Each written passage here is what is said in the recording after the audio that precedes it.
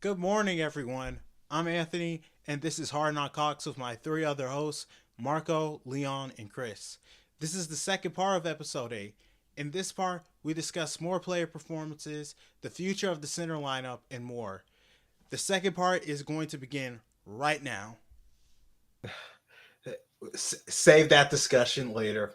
We'll do that later. Not now, but later. All right.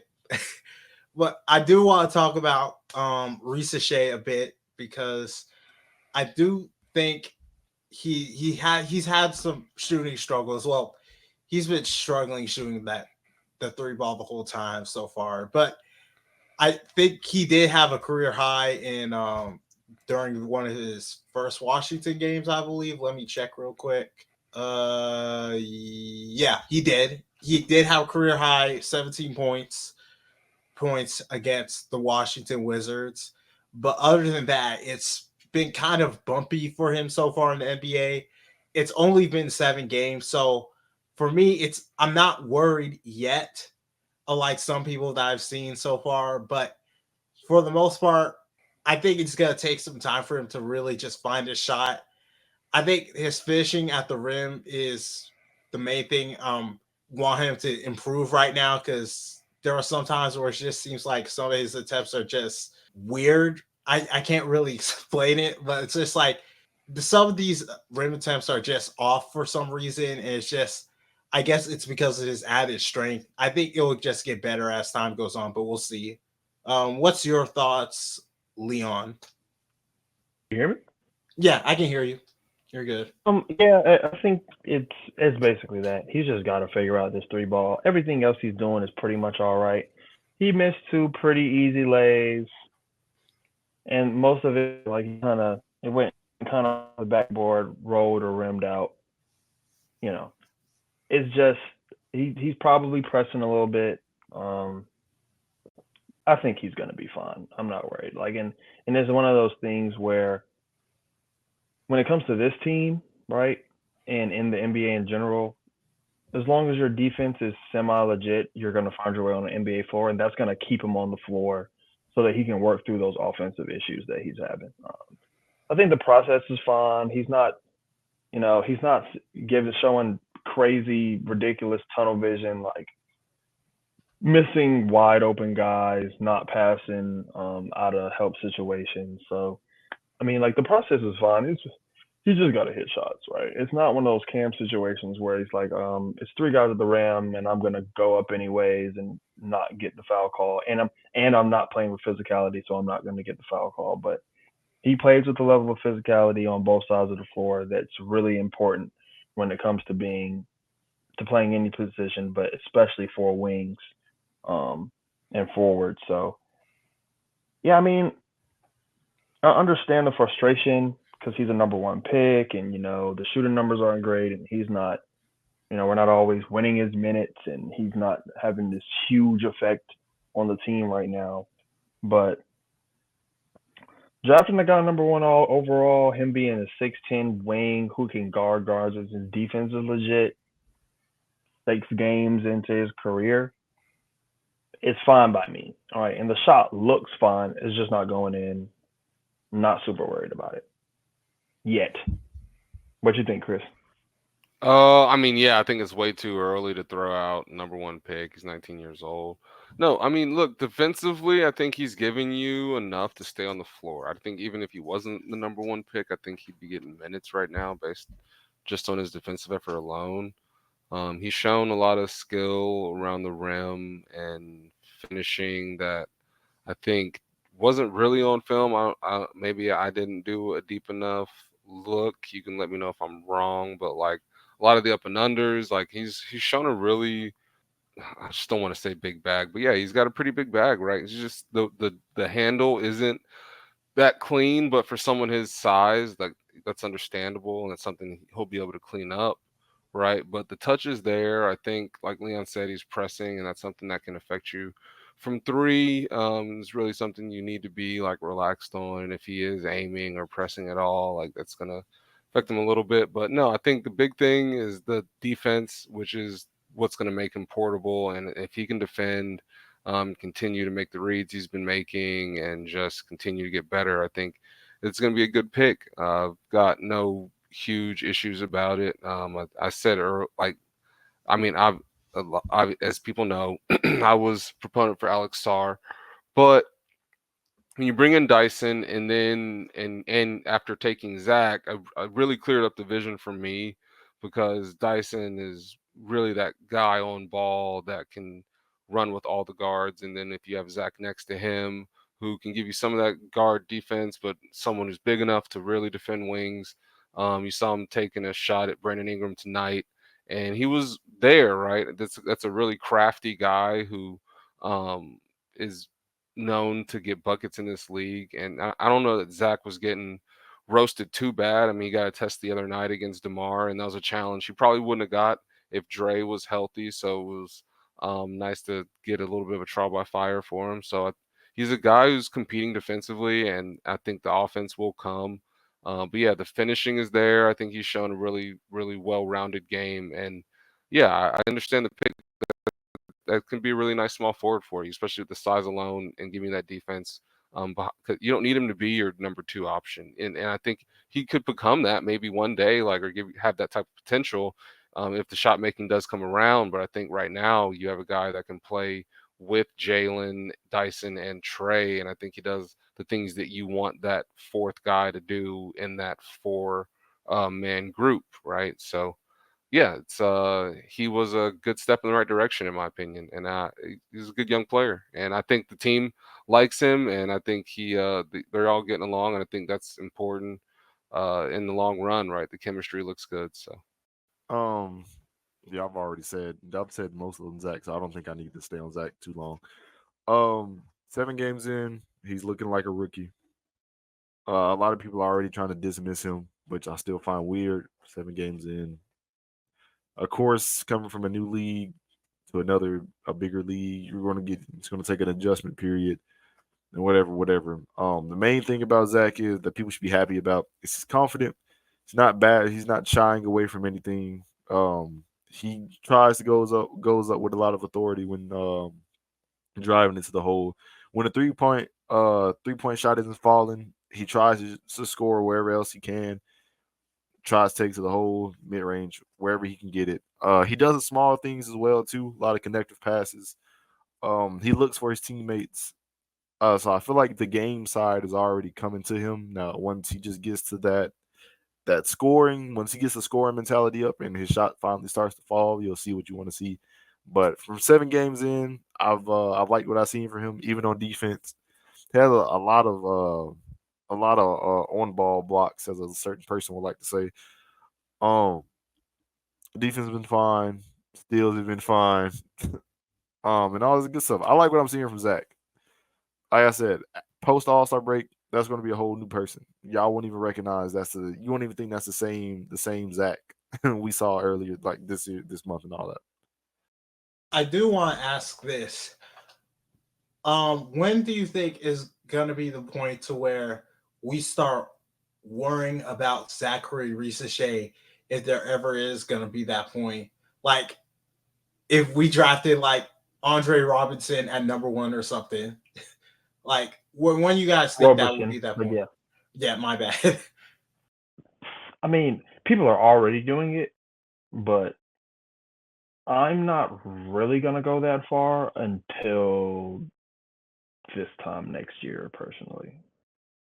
Like, if he shoots like 28% from 3 this season, but continues to handle the physicality the way that he is, continues to defend the way that he is, and starts to finish a little bit better around the rim, I'm probably going to be somewhat satisfied with his rookie year. But like, people are already like calling him Baguette Barnes again. I mean, like, I was calling him Baguette Barnes before the draft, so I can't really say too much. But I think for me, I understand that the NBA 3-point line is longer, and and he's stepping out of bounds a lot in the corners because the space between the 3-point line and the corner to the actual sideline is so small, and he likes to, he's long, so he has to when he's attacking closeouts, he's really got to get that foot back, which I understand. So I think he had two of those I think he had two of those turnovers tonight where he just kind of stepped out of bounds, right? And that's the kind of stuff that just kind of kills your confidence. So I think he'll be fine again, but I'm not gonna worry about it because everything else is fine. So I'm not gonna worry about his three ball until like if it's Halloween next year and he's still shooting like 27% from three through the first 6 games of next season, then we're gonna have a problem. I don't think if Zach continues to play iffy in his first year adjustments. Again, he's a rookie. Even though I haven't really been preseason, I haven't really been grading him on a rookie scale. I kind of put him between rookie and like second year NBA player just because of the EuroLeague stuff and all that. But end of the day, he still is a rookie.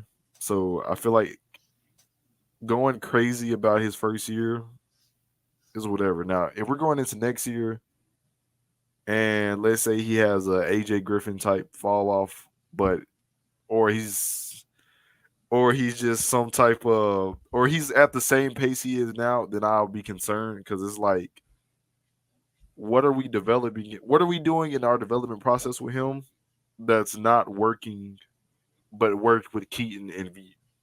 So it's something there that I'll be concerned. Like I said, I wouldn't be concerned until next year. Whatever. You can complain about it. You complain about it through the year that 3-point shots not falling, blah blah blah. I get that part, but like Leon said, people are already counting him out, calling him Baguette Barnes, saying that we made the wrong choice at one, whatever. And I feel like that's outrageous. You shouldn't worry about it right now with 7 games in. Not trying to excuse anything, but if you look at the rest of the class, they've been kind of meh too. A lot of the top picks have kind of been meh. Even the best shooter in the proclaimed best shooter that was coming into the draft, Reed, has also been kind of meh. And Stephen Castle is whatever. They got to get adjusted. No matter what, they're gonna get adjusted. SAR's been kind of figuring it out, which we kind of projected. But again, it is what it is. I don't think anybody should be worried. Just let him play. Let the game come to him. Now, I do want to talk about another player that has. Wait a second, Chris. I meant to pass it to you, Chris. My bad. Yeah, go ahead, Chris. Yeah, I mean, I'll answer if you guys want me to. No, just kidding. No, I think Zach's 19 years old, so I think it's way too early to worry about that. Realistically, I think you want to see him improve next year. I think if he were to come back in year 3 and really not look like a better player, I think that's when you really get concerned. But I think a guy having a slow start, 19 and 20, not too bad. You just want to see him get better next year. You don't want to see him take a step back. So if he's continuing to get better across the board, I'm not worried. I think it'll be a couple years before I'm truly concerned. I think it's more about everyone getting better. They're so young, so yeah, I'm not quite as quick as you guys. But I mean, obviously, if he comes back next year and looks like a worse player, yeah, we'll have a conversation. But if he's continuing like moderate progress, yeah, we're fine. He's still a kid. Now, I do want to talk about our center rotation a bit before I'm about to close out our this pod. Done. I know. I know people. I think have been criticizing Clint Capella a lot. I want to get your guys' thoughts on Clint's performance during these past 4 games. For me, I think he's generally been especially during these past 2 years, he's generally been an up and down player. Like there are games where he's been bad and then just really bad. And then there are games where I think he's just been really good. Like against the Pelicans tonight, he was I thought he was really good tonight. There was a block where he had that led to Garrison Matthews getting a rebound. That was just a really great defensive play by him. And I think in the Kings game, he was also, I think, for the most part, pretty good in that game. But also during the stretch, you saw like really bad Clint. Clint was guarding against Sar, and it wasn't necessarily the best. And then you had other things that happened, and it just wasn't so great. I thought honestly Quinn should probably play Larry Nance more or figure out more ways to play Larry Nance, but we could talk about that in a future pod. What are your guys' thoughts on Clint's performance? The game has passed him by. Those are my thoughts on Clint Capella. Tonight, man, it was all out there tonight, man. He was out there and can't get his hands on rebounds. He was out there against a rookie center. I guess the vigor of youth, as Mike Guy would say, was just too much for him tonight. He's still gonna, control the paint, do that kind of stuff. He's not gonna get out on a shooter. He's not gonna give you too much on offense outside of the paint, and he's starting to decline in the things that are keeping him on the floor. The game is passing him by. That's it. I'm done. Get him off my team. I wanted him off my team a year and a half ago. I understand what he brings. I understand the good that he does, all that stuff. It's not enough anymore. What about you, Chris? Well, when it comes to Clint, I think you got to realize like he was more of a physical guy than like a skill guy. So I mean, just over time, his legs were gonna go, and I think you're starting to see that rear its head more often. Like he just doesn't have the legs every night anymore. But I mean, he gives you some moments. I think his veteran leadership is one of the reasons they still turn to him. What I'm thinking, something Quinn really is relying on with the young team. But I think ideally you would be able to limit his minutes so that he's as fresh as possible and can kind of do his thing in spurts instead of being extended. I mean, obviously he's not playing like crazy minutes, but just the way they want to play up and down. I think getting Larry Nance into that rotation, it will let Clint kind of be Clint more often. And I think it's more about Quinn kind of getting creative with how to use Clint so that he's not affecting you in negative ways. He can be a poor spacer, obviously, and he's not the best passer. But if you can keep him fresh and have him running and dunking, finding a good lineup for him, I think he can still be a solid player. But I do think the days of him like closing games for you consistently or pushing 28 to 30 minutes are over, and it's likely time that they can try to lean on Onyeka and get Nance some run. Yeah. What's your? Oh, go ahead. My bad. All right, I'm good. Man, look, I think Clint's time is truly up. Not because I dislike Clint. I think the style of basketball that the Hawks or Quinn wants to play, he just doesn't fit in that style. If you want Jalen, well, let me put it like this. If you want Jalen to be the player we all expect him to be, he won't really do it with Clint on the court. And tonight proved that. I'm pretty sure Jalen and Nance was a way better pairing than Jalen and Clint. Jalen, if the Hawks worried about rebounding, Jalen has gotten 17 rebounds not too long ago, 13 rebounds a couple days ago. It's getting to a point. Trey's getting more boards than Clint. Now those might be long boards, but it's whatever. Clint is a vet. Like I said, he's still a serviceable vet that still can play. He just turned 30. No, he's 31. Something like that. He's still a serviceable vet that can play, but it just doesn't fit what the Hawks want to do or Quinn wants to do. I've been saying we should have shipped Clint out. I think that's why the Clingan rumor started. I think that's why they thought they could ship Clint out then. And, you get Clingan, whatever. It's time for him to go. I wish the best for Clint. Find a way to get Nance involved more. Hey, don't worry about him. He got engaged this summer, so he can enjoy his retirement with his baddie. Yeah. So Clint,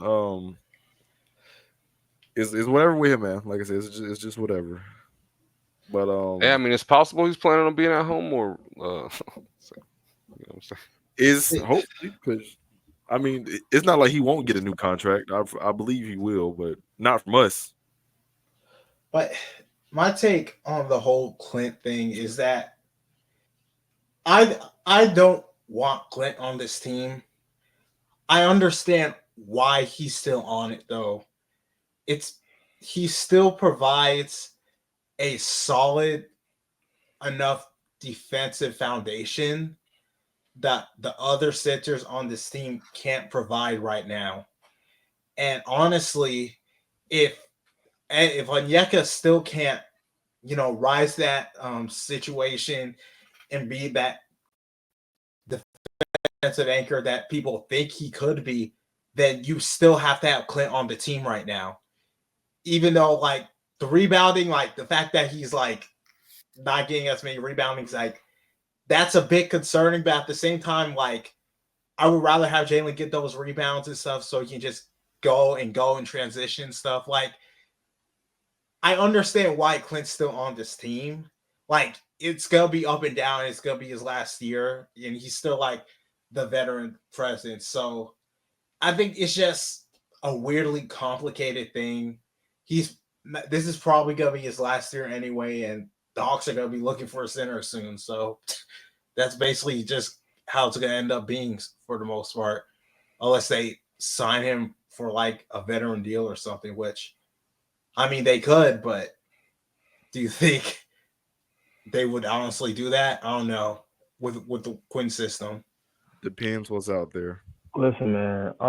Here's all I'm saying. Yeah, it does depend. Through 6 games, when Clint is on the floor, the Hawks have a 28.7 offensive rebound rate, which is league average. Remember, Clint was one of the best offensive rebounders in the league. True. Has been for years. Defensively, the Hawks, when Clint is on the floor, only have a 70% defensive rebound rate, which is the 35th percentile in the league. So again, the things that he is supposed to excel at, the things that got him paid in the NBA, the reason he's an NBA player, he's not good at right now. The game has passed him by. Yeah. You wouldn't draft his archetype very high. There'd be the obvious questions about the spacing, right? The passing, the dribbling. So at this point, yeah, it's the experience you're leaning on, and hopefully Onyeka gets healthy and they can kind of make that transition to Clint coming off the bench, and then hopefully you do see the guy that ran the floor a little better when he does get on the floor. Yeah, the funny thing about it is we saw like the new age Clint Capella in Yves Missi tonight, the 6'10", long, athletic center. But as you saw in the game, he got the ball right at the free throw line, gave a little wiggle, a little crossover, and took Clint to the rim. Clint will never be able to do that. So he's literally the new gen Clint Capella. I get it. And like he hits his free throws, I think, or he did late. I haven't what he's in the league, but They think one day he might be able to shoot the three. No one ever thought that about Clint. So Very true. Yeah. I think we are gonna end this off. No, we're not. We're Oh. going into my last segment, a little segment I like to call Marco's Corner, because this center list will be brought up because we are transitioning into this topic now. If you guys know me, I've been big on this. We need to fill the center room out, or we need to make a decision on centers, or we need to start eyeing the ideal centers coming up, etc., etc. Because to where this team is built now, I feel like we're fine in our other positions. So now you look at each position on the roster and you're like, where are we weakest at? And right now is very much the center position. Trey, again, is an undersized point guard, and most undersized point guards or pass first point guard has always had the success in their career because they've had a dominant big next to them. Now, in our situation, this dominant big is technically Jalen. But Trey has always had two dominant bigs or two main passing partners in his career since he has been in Atlanta. When JC was in his prime, he was one of them. Well, when JC was good, he was one of them. And when Clint, before second heel injury, Clint was still serviceable in the pick and roll. John was still serviceable in the pick and roll. Trey was always top 10 with both of those duos.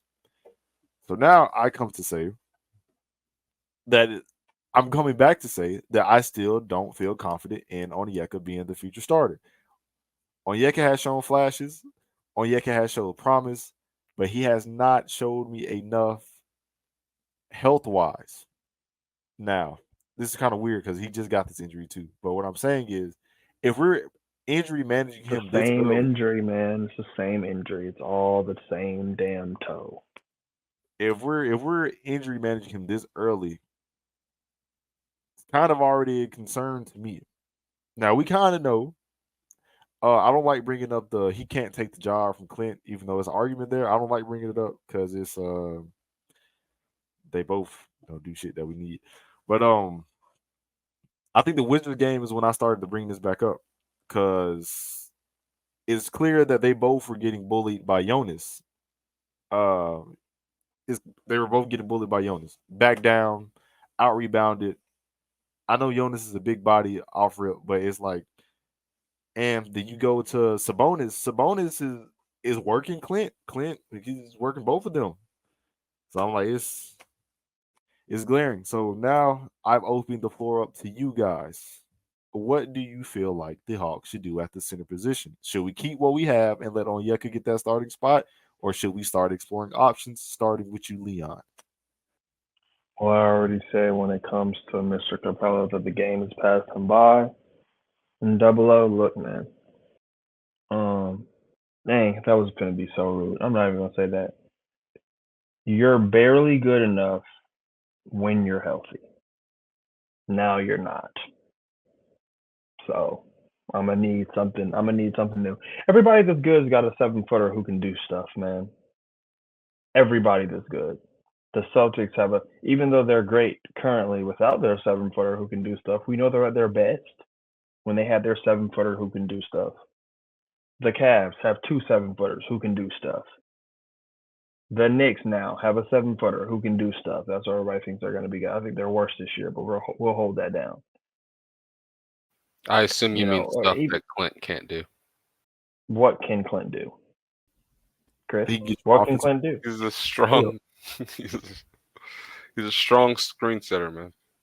Yeah, he'll get you his office. All right, Glenn. Anyways, look. To wrap it up, you need a 7-footer who can't be ignored. No, you don't actually. It doesn't even have to be a 7-footer. It would be great if they were a 7-footer. But you want a big man who can't be ignored on the offensive end. Because, like I said, when we watched the Wiz play, Jonas is a mountain. But another thing about Jonas is if Jonas got the ball anywhere in the paint with daylight, a good shot went up. He didn't always make the shot. He might have always made the shot. I'm not even going to lie. I don't think Jonas. I'll look back. I don't think in 2 games Jonas like really missed in the paint. He might have missed like a layup or two, but I bet you he got the offensive rebound and either reset it and went it back up and got fouled or something. Like I'm going to come back to this and I will tell you how many shots Jonas missed in the paint. And they won, and he don't catch lobs because the bounce is gone. Bounce has been gone for years. But I no, to just that need last point, I do think it is like important for Trae Young center to be one of the more elite be, finishers. And I think yeah, just be able one, to I mean, finish at the very least. that's Onyeka's gift that he does still have. Like he's in his prime, so he's a guy that can give you that offensive side. But the size issue, or concern, I should say, because he's not a true rim protector, I think is always going to be a question. And just the fact that he's not like your Bam type, who's just this like uber athlete at the position as well, even like for being undersized. But yeah, I do think that's the position to address. They have the number one pick, and I think you're invested in him for multiple years. That's like not a short term investment. That's a long term thing. I think with Dyson, you've got him for at least another year, and I think you would be able to get him on some type of team friendly extension given what his numbers are. And then the way he's playing this year, I honestly could see them try to sign him early, maybe to some like Kevin Herter type thing. You can get him for like 15, like 5 for like 15 or something around those lines. Or, but I think yeah, you have Jalen who you just paid, and you have Trae Young. So the last position is the 5.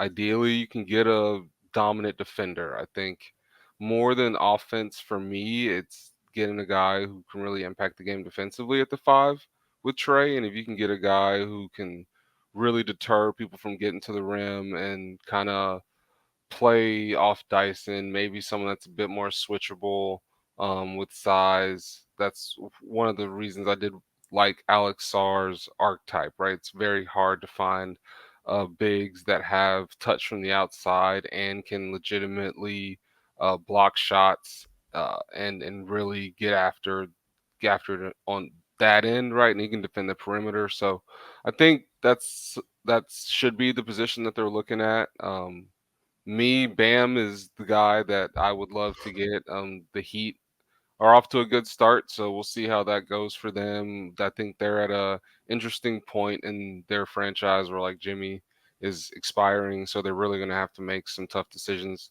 in this off season about like what they're going to do next. Um,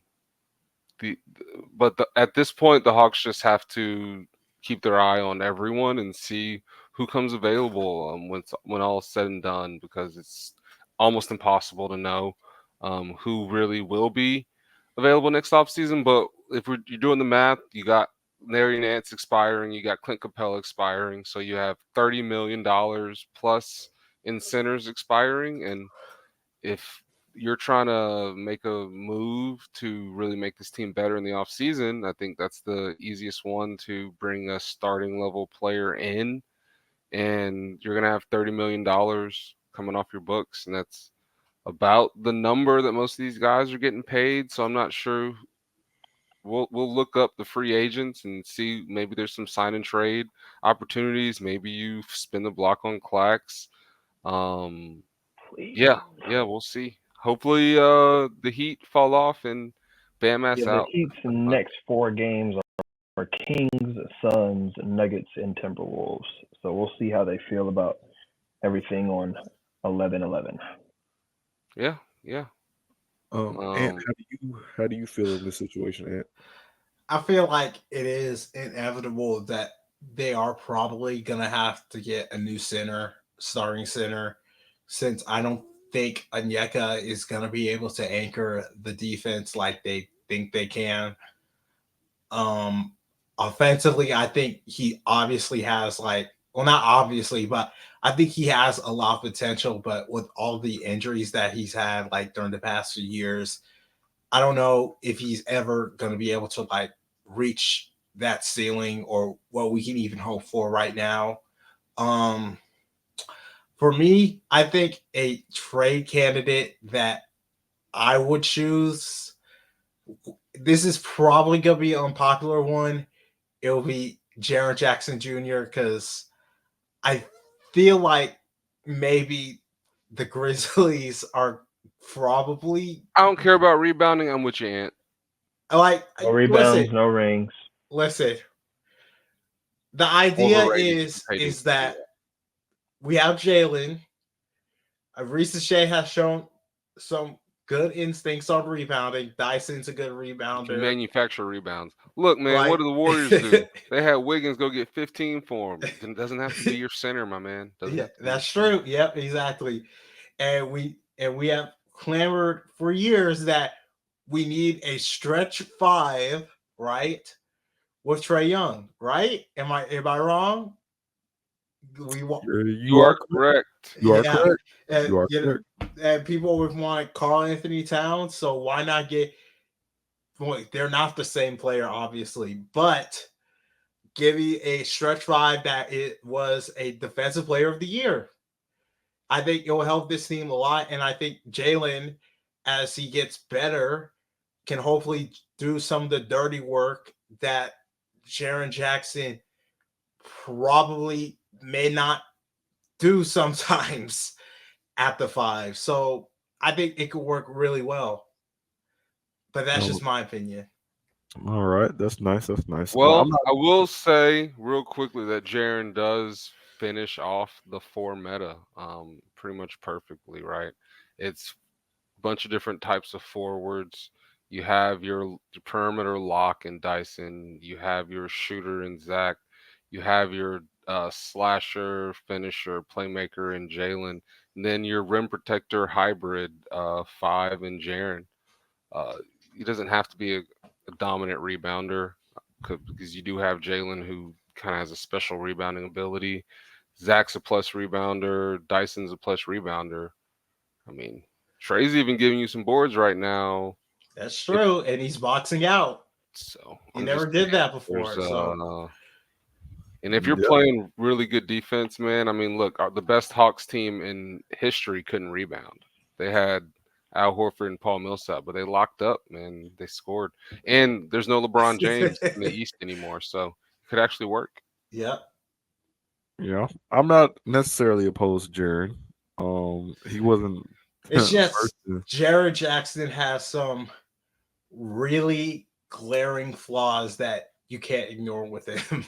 but I have. Bring me Jarrett Allen, bro. Just move Evan yeah, Mobley. that's to the true. Jared Allen. five. Yeah. Bring me J.A. please. But I That- will say, right, like I don't know if we talked about it during this right podcast, but the wing position is like more superstars, super hard to get a guy. Like you just saw what the Knicks had to pay for OG and then for McCall and like back to back seasons to get those type of wings, like veterans, and like even those guys aren't just like your premier scorer types. Like getting a 5 was a lot easier for them, I feel like, to get Cat than it was to do the other moves. I think we see 5s of a higher tier get moved more often. So I think that's the position the Hawks want to get. Someone could likely be tempted, man, because I think when you see Edie come into the Grizz, it could be a player that's coming available. You see Khalil Ware go to the Heat, so I'm not sure what they're going to do with Bam. Maybe they're headed for a rebuild. But there's some young bigs around the league, and I think if the Hawks are looking to be opportunistic, that is a smart position to do it at. To add on to this, I think I don't want Onyeka off the team. I've said over the summer that Onyeka, if you want the best from Onyeka, he has to stay in that backup 5 role. Now that might sound harsh because that might sound like I don't want him to grow as a player or whatever. But if I want to go back and look at the T-Wolves, they had 2 competent centers starting, right? Even now, it's still kind of the same because Nas still doesn't start. Nas is like that spark off the bench that they need from the bigger spots. And Nas still doesn't start. I actually don't know how they do their thing now. I'm pretty sure Randall starts at power forward. Because Onyeka, Nas like actually like has power forward skills. Like, he can actually Oh, no, I dribble the don't want basketball Onyeka. in the open I court. do like Nas too. He's on my list. I can't start on this team either. That's a situational because they just extended Rudy, right? Yeah. Or they're thinking Yeah, about it. they So if extended you extend Rudy, I'm not sure how Nas feels about being a backup for the foreseeable future. I And don't there's He a believe didn't. starting center He job wouldn't have took available. that contract if he had a problem being the backup. Well, I mean, you had it at one point now, but once you become that sixth man of the year, now you might want a little bit bigger piece of the pie. But we'll see how everything goes in Minnesota. They're still riding high, I think so. Hawks have some options at center. Not going to really list the options now, but as if what I'm seeing continues as we get into more episodes, we will have an official list for the listeners. Well, I have an official list, but you will finally hear the official list for when we get closer to that time. All right. So now we can end it off with our predictions for the next 4 games. Well, since last week, since I was the closest to getting the record right, I get that. Well, you gotta point. let me know who they play So, in their next 4 games. I don't have a schedule in front of me real quick. so And for the fans at home. Hold on. Ants got it, guys. yeah. Ants got it. He's got it. So the next 4 games are Boston at home, New York at home. We are then traveling to Detroit and then Chicago at home. So what are going to be our predictions? Boston, New York, Detroit. Who's the other one? Boston, New York, Detroit, and Chicago. Which game is on the road? Just one game on the Detroit. road? Yeah, just Detroit. one game. Okay, Detroit. Detroit. I'm ready. Then go first, sir. Yeah, go ahead. 2-2. I don't know. I know that we're going to lose to the Celtics and we're going to beat the Knicks and we're going to lose one of those 2 games against Detroit and Chicago. 2-2. All right. I'll go next. You know, I'm gonna say 3-1. I think. I actually knew you were gonna say. Why? I don't know. I just had a feeling. I think we're gonna win against Boston and New York. I think Detroit. We're probably gonna win against Detroit. Chicago. I don't know. Like sometimes you just get a bad feeling about certain games. Chicago's like one of them. So I'm gonna go 3-1. It's not fun, but I'm actually gonna go 2-2 for a lot of the same reasons Leon think. I do think we beat Detroit. I think the Bulls kind of give Trey unique issues. I'm not sure if it continues without Caruso there. But I think they beat them. I do think we have a chance to handle the Knicks, but Celtics are going to be tough, especially without Dre. I think if we were at full strength and we played them in like a month, it would be a better game than it's going to be tomorrow, coming off a back-to-back. But yeah, I think it's 2-2. All right, and Marco, what do you say? I'm going with 2-2 as well. It's a very situational 2-2. If they somehow announce that Dre might play tomorrow, I'll be more confident tomorrow at the Celtics game. Not gonna lie. But right now, 2-2, I very much expect us to lose to the Knicks, and I very much expect us to lose to Boston. Chicago, it's always a toss-up because, you know, Ayo DeSumo likes to play like Jesus against us. But we have Dyson now, so. Yep, that's true. I mean, Dyson's going to be on Levine. So. No, we let what about Zach Josh Giddey, guys? They got Josh Giddey. Anyways. I don't know who that is. I think Trey will be on Giddey probably. Yeah, probably. Speaking of Dyson, anybody that doesn't post up, Trey can chase. Have you guys seen the Dyson Daniels denies making gun gesture at Pelicans bench? Yeah, he was just letting them know how many points. The T-shirt gun, yes. Yeah, I mean he's a thoughtful guy. They're very polite in Australia. Yeah. But to finish up my very much. Detroit is more of a toss-up than we want to admit. Even I- if I wasn't 100%, They are 1 in I was 5. going to make sure I'd be back for this Nice. game.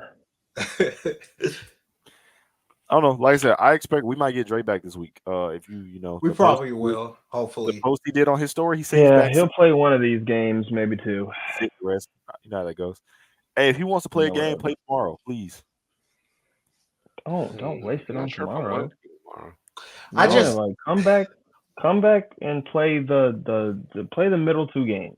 Because here's my thing, right? When you're talking about rest, I would rather rest you for a game. Like if we're playing the Celtics, if we're 100% healthy, we still probably lose. I'd rather him come back and play against somebody that we can beat when we're healthy, right? Instead of like a pipe dream, like, oh yeah, Dre's back, maybe we beat the Celtics. Like, nah, that's not happening just because Dre's back.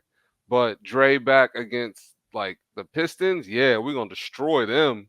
You know what I'm Yeah. saying? Like that's The 100%, Moncade. or it should Mhm. be.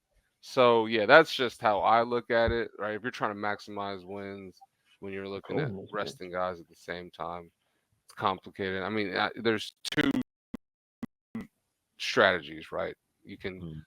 go for the big dub, or you can take the easy one. yeah. Yes. Yeah. Get on base. 2-2. Really fair. I'm surprised I'm the positive one now. Right It ain't now, really- I mean, I 3-1, wanted to say barely. 3-1, Like, but 2-2. it's early and Detroit's feeling themselves. Yeah. You know how they are early in the year. Same thing with Chicago. So See, and they're healthy. I'm I just think we're gonna beat the Knicks though. I think the Knicks.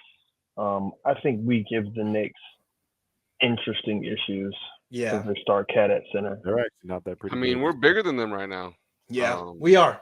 at a lot of positions, especially if Dyson is still healthy. And if Dre comes back, we're way bigger than them. that Brunson Dyson matchup can be nasty. But Oh yeah, cannot wait for that. Oh my god, Dyson gonna have him in hell.